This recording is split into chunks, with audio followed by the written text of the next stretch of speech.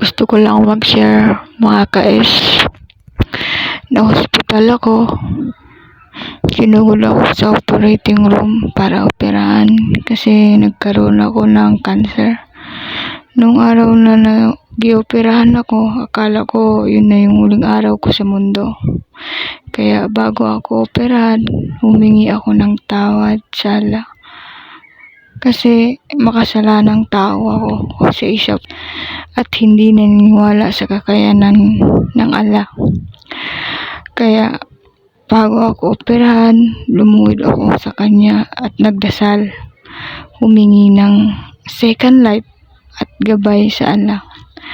At sinuko ko buhay ko sa kanya na siya na bahala sa akin kung kukunin niya na ba ako o bibigyan pa ako ng isa pang pagkakataon mabuhay ng matagal.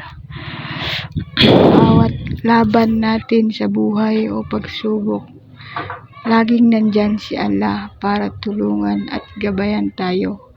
Maniwala lang tayo sa Kanya. Hindi niya tayo bibigyan ng pagsubok kung hindi natin malalampasan.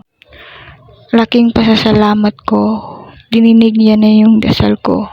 Kaya mga ka-es, kahit ano po ang pagsubok na dumating sa atin, huwag tayo mawalan ng pag-asa kasi laging nandyan si Allah para gabayan tayo at tulungan.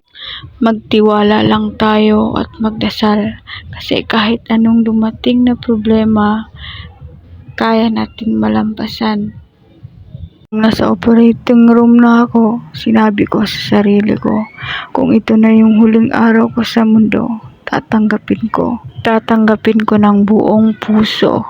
Alhamdulillah, naging successful naman yung operation ko. Binigyan pa ako ng isang chance ni Allah para mabuhay, makasama yung pamilya ko ng matagal. At higit sa lahat, gusto ko magpasalamat sa nanay ko. Ina, thank you. Nandyan kayo para sa akin. Hindi nyo ako iniwan sa laban ko. Maraming salamat, Ina.